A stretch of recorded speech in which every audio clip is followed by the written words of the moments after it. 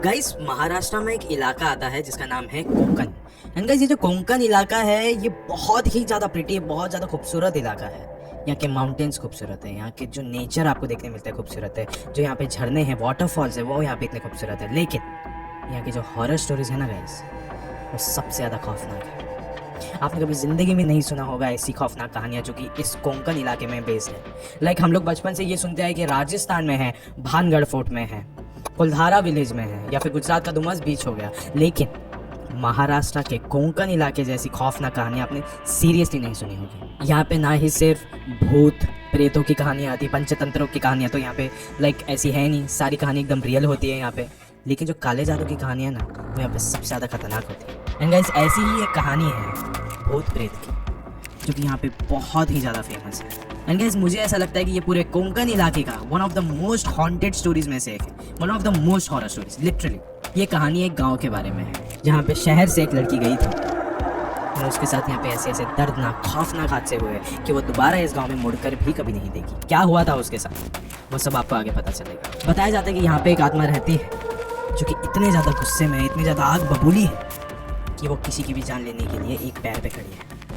क्या हुआ था उसके साथ, ये गुस्सा किस बात का है, वो सब पता चलेगा आपको आगे इस वीडियो में। अब ये वीडियो शुरू करने से पहले ऐसे ही और horror, mysterious and historical videos देखने के लिए सब्सक्राइब कर दीजिए इस चैनल को। अब ये कहानी शुरू होती है। ये कहानी है अर्पिता की, जो कि कोंकण के एक गांव में रहा करती थी 20 साल पहले उसके शिफ्ट होने के। अभी फिलहाल के लिए वो शहर में रह रही है, क्योंकि 20 साल पहले उसकी दादी ने उसको भेज दिया था शहर में पढ़ाई करने के लिए। एंड गाइस, जब भी वो अपने गांव में रहती थी तो उसकी दादी ही उसका देखभाल किया करती थी, क्योंकि बहुत बचपन में उसके माँ बाप ऑफ हो गए थे, लाइक दे वर नो मोर। तो फिर सारी जिम्मेदारियाँ उसकी दादी के ऊपर ही आ गई थी। लेकिन उनको भी ऐसा लग रहा था कि गांव में एक इंसान कितना ही ज़्यादा आगे बढ़ पाएगा, तो उसे शहर भेज दिया था। लेकिन अभी 20 साल बाद जाके ये जो लड़की है वो अपने गाँव में लौटने वाली थी। उसके लिए वो बहुत ही ज़्यादा एक्साइटेड थी। एंड अब वो फाइनली गांव में आ चुकी थी। गांव में आने के बाद वो अपने दादी को मिली एंड उसने देखा कि बहुत सारे लोग आ गए उसको मिलने के लिए, बहुत सारे लोग आसपास हैं। एंड वो ये सब कुछ देख के थोड़ी सी ऑकवर्ड हो रही थी, उसको वियर्ड लग रहा था कि अरे ये सब लोग मुझे कैसे जानते। फिर उसकी दादी ने कहा कि तू जब यहाँ से निकली थी तब तो बहुत ज़्यादा छोटी थी, इसके लिए शायद से तुझे याद नहीं होगा, लेकिन इन्हें तो बखूबी याद है। एंड उसी भीड़ के बीच में एक बहुत अलग सा ही चेहरा था एक आदमी का, जो कि बहुत ही ज़्यादा तेज़ मुस्कुरा रहा था अर्पिता को देखकर, एज इफ कि वो बहुत टाइम से जानता हो इस लड़की को। लेकिन फिर भी अर्पिता उसको देख के लाइक कुछ खास ऐसा मूवमेंट नहीं कर रही थी कि वो जानती है उस इंसान को। फिर वो लड़का सामने आया एंड अर्पिता के कंधे पे उसने हाथ रखा और उससे पूछा कि तुमने मुझे पहचाना। फिर अर्पिता बहुत ज़्यादा कंफ्यूज लग रही थी एंड उस लड़के के चेहरे पे बहुत ज़्यादा एक्साइटमेंट थी, लेकिन फिर भी ऐसा लग रहा था कि अर्पिता जानती ही नहीं है उसे। अर्पिता ने कहा कि मैं तुम्हें नहीं जानती। फिर लड़के ने बोला, अरे मैं अभिषेक, तुम्हारा अभी हम लोग बचपन में कितना ज़्यादा खेला करते थे, तुम मुझे कैसे नहीं पहचान सकते, एटलीस्ट मेरा चेहरा तो तुम्हें याद होना ही चाहिए। फिर उस वक्त अर्पिता की दादी ने उस वक्त बुला लिया एंड वो अपने घर के अंदर चल गया एंड देख सकती थी कि वो अपने आप में ही कुछ तो बात कर रहा है। फिर अर्पिता को देख के ऐसा लगा कि थोड़ा सा उसे अजीब लग रहा था कि अपने आप में ही क्या बात कर रहा है। फिर अभी कुछ समय बीत चुका था एंड अर्पिता भी आराम से फ्रेश हो गई थी, उसने कपड़े वगैरह सब बदल लिए थे अभी। लेकिन फिर भी वो शहर में रहने वाली लड़की थी एंड उसे अभी ना सिगरेट पीने की तलब हो रही थी। फिर उसने बोला कि मैं घर के आसपास तो नहीं पी सकती, मुझे कहीं पे दूर ही जाना पड़ेगा।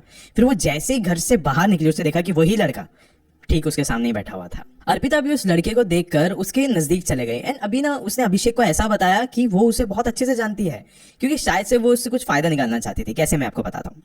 उसने जागते ही अभिषेक को पूछा कि यहाँ पे कोई आसपास में ऐसी कोई जगह है जहाँ पे लाइक मैं जा सकती हूँ और जहाँ पे कोई भी आता जाता नहीं है। देखो, पहले तो अभिषेक बहुत ज़्यादा खुश हो गया कि अब फाइनली उसकी जो बचपन की दोस्त है अब उसे लाइक जानने लग गई है, पहचानने लग गई है, तो वो बहुत ज़्यादा खुश था।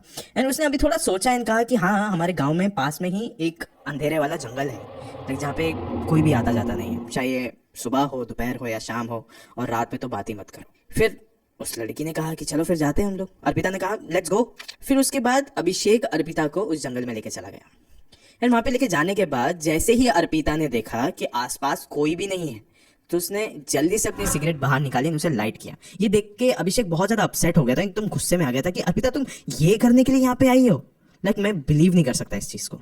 अर्पिता ने कुछ भी नहीं बोला, उसने बहुत ज़्यादा इग्नोर किया उस वक्त अभिषेक को, कुछ भी नहीं बोला, एकदम शांत थी वो। कुछ देर तक वो दोनों वहीं पे थे एंड अभी अर्पिता की सिगरेट ख़त्म हो चुकी थी। फिर अभिषेक ने कहा, देखो सूरज ढलने वाला है, रात होने वाली है, मैं अब रात में यहाँ पे नहीं रुक सकता, यहाँ पे लोग दिन में नहीं आते, मैं यहाँ पे रात में कैसे रुक जाऊँ। एक काम करो, अगर तुमको सिगरेट एक स्मोक करना है तो तुम यहीं पे रुक जाओ, लेकिन मैं यहाँ से जा रहा हूँ। ये कह के अभिषेक वहां से चला गया। अब अर्पिता की स्मोकिंग खत्म हो चुकी थी, सिगरेट सारे उसके खत्म हो चुके थे। अब उसने बोला कि चलो मुझे घर जाना चाहिए, लेकिन अब सूरज ढल चुका था और रात आ ही गई थी। वहां से निकलने लगी थी उस जंगल से बाहर, एंड उसने उसी वक्त देखा कि कहीं तो आसपास से सिगरेट की बू आ रही है, स्मेल आ रही है। वो स्मेल कर सकती थी उसको एकदम क्लियरली, जैसे कि कोई तो एकदम नजदीक में ही है, उसके इर्द गिर्द में ही कोई ना कोई तो है जो कि अभी अभी सिगरेट स्मोक कर रहा है। उस वक्त उसने बोला कि मुझे पक्का यकीन है कि आसपास कोई ना कोई तो है, मैं अभी उसे ढूंढते ही रहूंगी, क्योंकि अभिषेक ने कहा था कि यहाँ पे कोई भी होता नहीं है। फिर यहाँ पे अभी और कैसे हो सकता है कोई, वो भी सिगरेट पीने के लिए। That's strange. फिर वो आसपास ढूंढने लग गई, ढूंढते ढूंढते ढूंढते ढूंढते वो सिगरेट के उसको ऐसा लग रहा था कि उस स्मेल के मैं नजदीक जा रही हूँ, लेकिन वो ना उस जंगल का जो एग्जिट था ना वो उससे दूर जा रही थी। अब वो एक खंडर घर के पास आके खड़ी हो चुकी थी। वो आसपास नजरें घुमा रही थी, लेकिन उसे वो सिगरेट जिसने स्मोक किया था वो इंसान नहीं मिल रहा था। फिर उसकी ना नजरें उस खंडर घर के ऊपर गई, और उसने अचानक से देखा कि ऊपर एक लड़का खड़ा है, वाकई में छोटा सा लड़का, एक बच्चा खड़ा है ऊपर छत के ऊपर। अर्पिता बहुत ही ज्यादा घबरा गई थी। उसने बोले कि वहीं पे रुकना, हिलना नहीं वहां से वरना आप नीचे गिर जाओगे। एंड वो घर के अंदर भागते हुए गई, फर्स्ट फ्लोर पे गई, एंड जाके उसने देखा कि वो बच्चा वहां पे था ही नहीं। उसने नीचे नजर घुमाई, देखा तो वो बच्चा नीचे ही पड़ा हुआ था, वो बच्चा नीचे गिर चुका था। अर्पिता भागते हुए नीचे गई, उसने उसको उठाया, एंड अब उस लड़के ने अपनी आंखें खोल के अर्पिता की तरफ देखा। अब उस बच्चे ने कहा कि जब बचपन में तुमने मेरी जान नहीं बचाई तो अब क्यों बचा रही हो। ये सब कुछ सुन के अर्पिता के पैरों तले जमीन खिसक चुकी थी, उसे कुछ भी समझ में नहीं आ रहा था। फिर उसकी नजरें वापस से उस छत की ओर गई, और उसने देखा कि वहां पे अर्पिता ही खड़ी थी। मतलब जब अर्पिता छोटी थी, जिस तरीके की वो दिखती थी, वो ही वर्जन अभी ऊपर खड़ा था।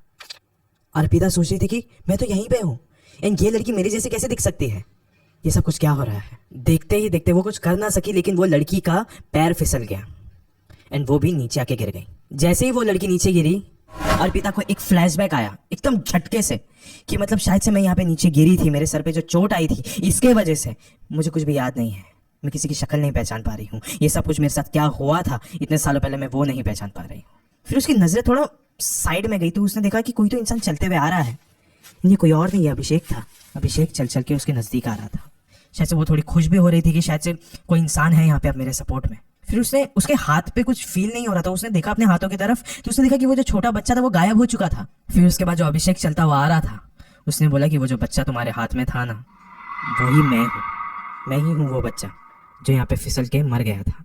ये सब कुछ सुन के अर्पिता को होश ही नहीं आ रहा था, उसको ऐसा लग रहा था पता नहीं क्या हो रहा है ये मेरे साथ। फिर अभिषेक ने एक बात कही कि इस जंगल में कोई क्यों नहीं आता है तुम्हें पता है, इस जंगल में मैं रहता हूँ, ये मेरा जंगल है, इस जंगल में मेरी आत्माएं भटकती है। हर कोई गांव का सदस्य ये बात जानता है, इसके लिए ना मैं किसी को यहाँ पे सुबह में आने देता हूँ, ना दोपहर में, ना शाम में, और रात को तो ये मेरा ही इलाका है। एंड जब यहाँ पे कोई भी नहीं आता था तो मुझे कुछ ऐसा महसूस नहीं होता था, लेकिन तुम नहीं आती थी उसका दुख होता था। लेकिन आज 20 साल बाद जिसका मुझे सबसे ज्यादा इंतजार था वो आज मेरे सामने खड़ी है। अर्पिता अभी काफी ज्यादा डर चुकी थी, वो कांप उठ रही थी बार बार। अब उसने अभिषेक से माफी मांगना शुरू कर दी थी, वो एकदम गिड़गिड़ा रही थी अभिषेक के सामने कि प्लीज मुझे माफ कर दे, मुझे नहीं पता ये सब कुछ क्या हो गया, कैसे हो गया, मैं तुझे बचा ना सकी, प्लीज मुझे माफ कर दे। वो बस माफी ही मांग रही थी जब से, लेकिन वो अभिषेक अब वो नहीं था जो कुछ देर पहले अर्पिता को मिला था। अभिषेक ने एक अलग ही रूप ले लिया था, डरावना दिख रहा था। एंड अभी अर्पिता भी उसे देख के बहुत ज्यादा घबरा रही थी, डर रही थी। उसे ऐसा लग रहा था कि ठीक उसके सामने उसकी ही मौत खड़ी है। अर्पिता वहां पे कैसे कैसे करके भागी, जंगल से बाहर निकली, भागते हुए दौड़ते हुए अपने दादी के घर पे जाके पहुंच गई। एंड वहां पे पहुंचने के बाद उसने अपनी दादी को सारी बातें बताई कि उसके साथ क्या क्या हुआ। लेकिन गाइस फिर भी उसकी दादी ने कुछ बोला नहीं, उसकी दादी एकदम शांत थी। अर्पिता अभी एकदम शॉक्ड हो चुकी थी कि मैंने इतना सब कुछ बोला है, इतना सब कुछ हुआ है मेरे साथ, और आप कुछ भी नहीं कह रहे हो। फिर उसकी दादी ने एक कहानी सुनाई कि जब तू काफी देर तक नहीं मिल रही थी तो मैं तुझे ढूंढते ढूंढते उस जंगल में आ गई थी, एंड मैंने देखा था कि अभिषेक और तू नीचे पड़े हुए हैं, दोनों के सर से खून निकल रहा है। फिर मैं चाहती तो मैं दोनों को बचा सकती थी, लेकिन मैंने उस वक्त सिर्फ तुझे चूज किया, सिर्फ तुझे चुना, क्योंकि मुझे ऐसा लगा अगर मैं दोनों को बचा लेती तो ये सारा इल्जाम तेरे ऊपर ही आता, तेरे ही ऊपर आता। फिर मैंने जल्दी से तुझे उठाया एंड वहां से लेके चले गई, अस्पताल में जाके तुझे दाखिल कराया, और जब तू थोड़ी सी ठीक होने लग गई तो उसी रात को मैं वापस आई इस जंगल में। एंड यहाँ पे आने के बाद मैंने अभिषेक को एक अधमरी हालत में यहीं पे दफना दिया। फिर उसके कुछ दिनों बाद मुझे ऐसा लग रहा था कि गाँव में थोड़ी तो हलचल है, अभी अभिषेक को भी ढूंढा जा रहा था हर जगह पे।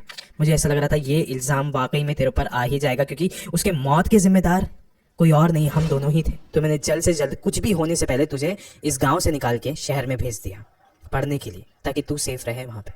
इन तुझे कभी गांव में भी नहीं आने दिया, मैं ही आती रही हमेशा शहर में। लेकिन जब तू 20 साल बाद इस गांव में आई तो मैं तेरे चेहरे के रंग से देख सकती थी कि तुझे भी अभिषेक दिख चुका है, क्योंकि वो सिर्फ तुझे नहीं दिखता, मुझे भी दिखता है। हर रात को आता है मेरे करीब, हर रात को मुझे खौफ से भर देता है, हर रात को मेरा दिल दहल उठता है, हर रात को डरती हूँ मैं, सोने से घबराती हूँ मैं। लेकिन मैं इसका कुछ कर नहीं सकती, क्योंकि कुछ भी हो जाए उसके मौत की जिम्मेदार तो मैं ही हूँ। फिर उसके बाद अर्पिता को बहुत ही ज़्यादा बुरा लग रहा था ये सब कुछ सुनने के बाद। ऐसा लग रहा था कि वो जो इतनी ज़्यादा खौफनाक चीज़ के बारे में भूल चुकी थी, अब वो उसे सब चीज़ें याद आ रहा है। लेकिन फिर भी उसको उसके करियर का लालच इतना ज़्यादा था कि उस वक्त भी उसने गाँव में किसी को कुछ भी नहीं बताया। एंड वो गाँव छोड़ के निकल गई। एंड जाते वक्त ना वो अपनी गाड़ी से पीछे मुड़ के देख सकती थी, तो वहाँ पे सब लोग तो खड़े ही थे, लेकिन उन सब के बीच में अभिषेक भी खड़ा था, जो कि अपना हाथ हिला रहा था। गाइस, आज इस वीडियो के अंत में मैं आपसे बस इतना ही कहना चाहूँगा कि ऐसी बहुत सारी मौतें होती है जो कि सिर्फ और सिर्फ एक्सीडेंट की वजह से होती है। चाहे ऐसे समझ लीजिए कि एक गाड़ी को पीछे से किसी और गाड़ी ने टक्कर मार ली हो, एंड जिसमें वो जो करने वाला था उसकी कोई भी दोष नहीं है, वो तो सिर्फ एक सिचुएशन, सिर्फ एक हालात के तहत हुआ होगा। लेकिन फिर भी उस इंसान की मौत तो हुई है ना, अचानक से हुई है। उसकी असली मौत के दिन से कई दिनों पहले हुई है, कई सालों पहले हुई है। उसको उस चीज़ का गम होगा कि तूने ये गलती कैसे करी, तो इसी रीज़न की वजह से वो उसको ज़िंदगी भर तक हॉन्ट करते रहेगी। एंड यही एक आगाह करना चाहूँगा मैं आप लोग को, एक अलर्ट देना चाहूँगा कि कभी भी कुछ भी करते हो ना गाइस, सोच समझ के करिए, चौकन्ने होके करिए।